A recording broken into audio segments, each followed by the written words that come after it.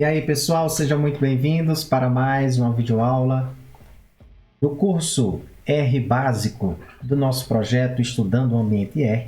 É um imenso prazer estar aqui com vocês para mais uma videoaula. Hoje nós estamos com a nossa aula 12. Vamos falar sobre um tipo de objeto e uma estrutura de dado ao mesmo tempo, porque recebe o mesmo nome, que é a lista. Algo muito interessante também dado para alguns livros como vetores complexos.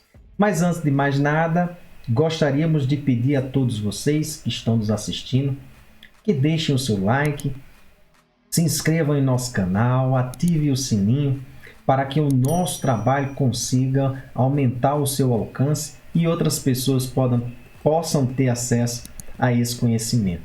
Porque o nosso objetivo é compartilhar. A gente quer compartilhar, então se você puder nos ajudar, ficaremos imensamente gratos para isso. Sem mais, vamos para a nossa sala de apresentação.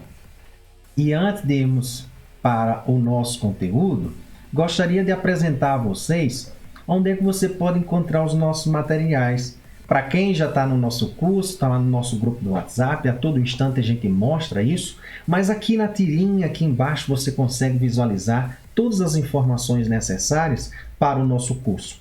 Ainda não satisfeito, nós conseguimos mostrar a vocês aqui na tela. Então vocês acessem a nossa página profissional, bendavid.github.io, e aqui na opção em cursos, você tem nos cursos que a gente está tratando agora, que é o Estudando o Ambiente R, nós temos o nosso módulo R Básico, que é o nosso primeiro curso. Então, aqui em R Básico, nós temos todo o material do qual você fica atento sobre todas as informações do nosso curso e o nosso apoio ao SEAC, que é o Clube de Engenharia Assistida por Computador, do campus Alto Paraopeba da Universidade Federal de São João del Rei, que fica localizado em Ouro Branco. São eles que vão emitir os nossos certificados. E agradecemos também a nossa universidade, ficamos imensamente felizes por ela nos dar essa condição de fazer com que a universidade chegue até você, parte da sociedade, e que a gente consiga expandir todo esse conhecimento que nós temos, que nós estudamos, adquirimos, trocamos experiência dentro da universidade. Sempre um prazer imenso compartilhar conhecimento com todos vocês, tá? Sem mais, temos muitos detalhes, mas aqui a gente fica específico nas nossas aulas. Vamos para a nossa aula hoje, aula 12, falar sobre listas. Aqui vocês têm todas as informações, nós temos as aulas, nós temos o nosso plano de aula, temos o material para consulta. Muito interessante e vocês podem explorar um pouco mais. E aqui também estará o link de acesso quando essa videoaula tiver sido finalizada. Provavelmente vai estar aqui depois que você estiver assistindo essa videoaula. O nosso livro de apoio é o livro físico, o R Básico. O R Básico ele tem a sua versão comercial e a sua versão gratuita, que é a versão digital. A versão comercial é essa daqui, ó. Então, nós temos o livro R Básico, que ele é comercializado, recomendamos pela nossa representante comercial, porque uma vez que o valor fica mais acessível, não satisfeito com isso, não tem problema, a finalidade não é comercializar propriamente dito. O que nós queremos é propagar conhecimento. Então você, na sua versão digital, na versão digital do livro, gratuitamente você pode acessar o nosso PDF e o BookDown. Fique à vontade e à disposição para qualquer material, de qualquer forma que você desejar acessar este material. Será um imenso prazer ter compartilhado com você esse conhecimento. Sem mais, vamos para a nossa aula. Antes de mais nada, de chegarmos ao nosso conteúdo propriamente dito, aqui a gente queria chamar a atenção que se você não tiver assistido a nossa aula anterior, que fala sobre matrizes, que é a nossa aula 11, por gentileza, aqui nos cards você vai ter acesso a ela.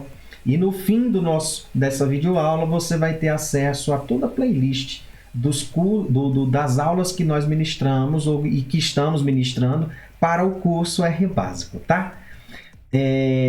Ainda assim, nós Não podemos deixar de frisar que é o nosso selo Democratizando Conhecimento, uma forma da gente propagar e dar acesso ao conhecimento a todos, aqueles que não podem comercialmente usufruir e aqueles que podem, que acabam nos ajudando a alimentar e criar mais materiais, mas acreditamos que conhecimento livre é a melhor forma de mudarmos o nosso meio. Então este é o livro de apoio que nós já mostramos a vocês, e aí nós começamos a falar sobre as listas. Então, nesse caso aqui, o que é que nós introduzimos? Lá no capítulo 4, nós temos ainda um outro tipo de estrutura de dados que nós vamos abordar aqui, que vai ser os data frames, que é, na realidade, uma lista e que é muito mais utilizado, nós vamos mostrar aqui ao final, e que vai ser o seguinte: o que é que esse tipo de estrutura de dados, que também é um objeto, nesse caso é um objeto especificamente, o que é que esse tipo de estrutura de dados veio nos proporcionar? Lembram a vocês que os vetores, eles sempre tinham, os seus elementos tinham sempre mesma natureza, vamos dizer assim, mesma tipagem? No caso, se nós quiséssemos juntar numa mesma estrutura de dados números ou coisas numéricas, coisas caracteres ou qualquer outro tipo de situação, como é que eu poderia fazer no R? Por meio das listas. As listas vão ser vai ser o tipo de objeto em que a gente consegue colocar diversos tipos de objetos com tipagens diferentes, e que no caso dos vetores não especificamente de uma mesma natureza. Vamos ver isso? Bem, o que é que nós dizemos? Dizemos que as listas nada mais nada menos que são que vetores mais complexos. Então pensem, aqui a gente pode inserir não só vetores, mas também funções, expressões, outras listas, que é o que nós chamamos de objetos recursivos, que é quando ele consegue se inserir. É uma coisa muito complexa um negócio desse, né? É quando nós podemos inserir outros tipos de listas de mesma tipagem dentro desse objeto, que também é uma lista, olha só. Então, vamos ver por meio da função list como é que a gente consegue criar isso. O que é mais interessante, que a gente não consegue visualizar aqui no básico, porque a gente entra um pouco mais no submundo, só o volume 3 que a gente vai nadar de vez nesse submundo no R, mas no intermediário, no R intermediário, a gente mostra que na realidade a lista ela tem uma espécie de estrutura do qual a gente consegue criar nesse tipo de objeto diversos, e ele encadeia dentro dele mesmo diversos outros tipos de objetos. E eles ficam como se fossem independentes, mas está interligado nesse mesmo tipo de objeto que é a lista. Então, por exemplo, eu posso lá jogar um vetor, eu posso jogar uma função, eles vão ter uma alocação específica na referência de memória do computador. Cada um deles vai ter uma referência específica. E, à medida que nós formos alterando, existe um sistema de modificação por cópia que vai existir nos objetos que a gente não consegue tratar aqui no R básico. E aí isso facilita demais a criação de objetos. Quando você entende esse sistema de cópias, a modificação no local ou realmente a cópia do objeto nesse sentido, e a gente vê a perda ou ganho de desempenho dependendo da alocação, do aumento ou não da memória do seu computador. Então, quando você trabalha com o processo de simulação, é onde você sente isso propriamente dito. Quando a máquina começa a ficar muito pesada, na realidade está consumindo muita memória para processar aquilo que você está querendo. Às vezes, com esse entendimento, você vê que você diminui drasticamente todo esse consumo de memória de sua máquina. Mas isso é só uma forma de alimentar para vocês observarem que tem muito mais coisa para a gente aprender. De forma mais simples para essa aula de hoje, vamos aprender como é que a gente cria um objeto do tipo lista. Então, a lista ela é criada dessa forma. Uma coisa que é interessante em termos de sintaxe é que quando eu coloco na linha de execução e nessa linha de execução eu coloco os parênteses, automaticamente eu crio a ligação e imprimo na tela o seu resultado. Ou seja, o que é que tem nesse nome L0. Sem precisar fazer sintaticamente o ponto e vírgula e digitar L0, entenderam? Ao invés de eu criar a associação da ligação do nome com o objeto lista, eu estou simplesmente fazendo o quê? Eu faria ponto e vírgula e clicaria L0 para poder imprimir. Não, não quero fazer isso. Então, o que é que você faz? Você cria a ligação e entre essa linha de comando você põe o parêntese. Colocando o parêntese significa que você está já pedindo a impressão do resultado. E olha o que é interessante. Eu criei uma lista e olha o que é que eu coloquei. Eu coloquei um vetor. Esse objeto aqui, Lyrias, ele está colocando, na realidade, são as letras do alfabeto que nós temos dentro do R. E eu só pedi o quinto elemento dessa sequência, que é a letrinha E. E eu também criei uma outra lista. Então, ele é um elemento dessa minha lista L0. Então, dentro dessa minha lista, cujo L0 está associado a ela, tem um vetor de comprimento 3, tem um vetor numérico, tem um vetor de caractere de comprimento 1 e tem uma outra lista. Veja, quando eu imprimo, eu tenho 3 elementos, que são, na realidade, 3 objetos que estão nessa lista aqui, que é meu objeto maior. Na realidade, não é objeto, mas estrutura de dado aqui nesse sentido. A lista, ela especificamente, ela, além de ser uma estrutura de dado, ela na tipagem interna, ela é um tipo de objeto também, tá? Então, aqui nesse caso, veja, eu tenho como primeiro elemento um vetor de comprimento 3, como segundo elemento dessa lista, eu tenho um vetor que é um escalar, que é um vetor lógico, e eu tenho aqui uma lista como terceiro elemento, em que essa lista ela tem 2 valores. E ela cria lá dentro, olha só, mais 2 elementos. Um elemento que é um vetor escalar, cujo valor é 1, e o outro valor é 2.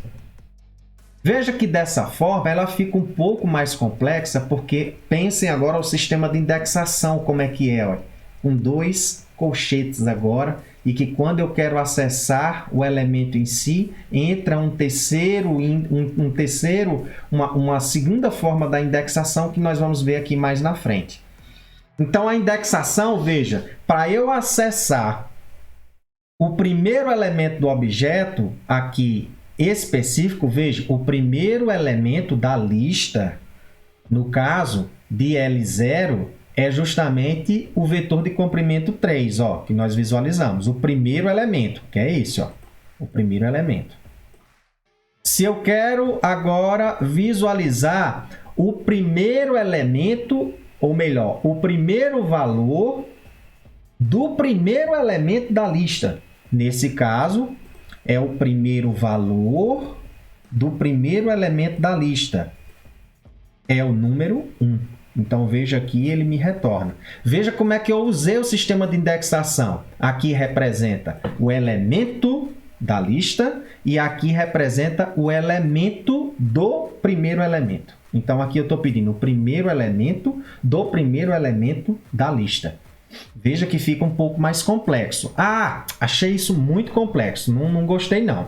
Então, existe uma outra forma, que ao invés de você usar esses colchetes, você usa o cifrão.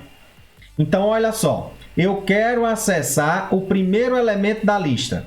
Então, nesse caso, a gente nomina essas listas. Ao invés, esses elementos, ao invés de ser essa forma, eu vou agora, ao invés de deixar assim os elementos, eu vou nominar os elementos. Então, o meu primeiro elemento vai ser L01, o meu segundo vai ser L02 e o meu terceiro elemento, que é uma lista, vai ser L03.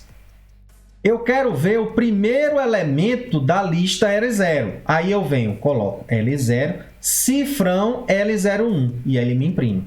Eu quero agora da lista o elemento 2 dessa lista. Então eu vou lá, L0, cifrão L02. E assim a gente usa esse mesmo sistema de indexação para poder acessar os elementos dos elementos. Da mesma forma. Era isso que nós queríamos falar. Nós vamos ver que dessa forma ainda assim é um tanto complexo. Aí veja, a visualização como nós vimos, as listas, elas se tornam um tantinho complicadas. Aí nós pensamos, poderíamos melhorar isso um pouco mais? Nós vamos ver na aula de Data Frame, dos quadros de dados, que a gente consegue melhorar um pouquinho a forma de visualizar as listas por um acréscimo de um atributo, que é o atributo class, do qual terá a classe DataFrame, e aí nós vamos ter as estruturas de dados DataFrame. Mas isso é assunto para a próxima aula, tá? Espero que vocês tenham gostado. Sugestões, críticas e perguntas, por favor, mande nas nossas plataformas, nas nossas mídias sociais. Quem está no grupo do WhatsApp, manda lá no grupo do WhatsApp. E lembrem-se que o conhecimento é uma liberdade necessária. Até a próxima!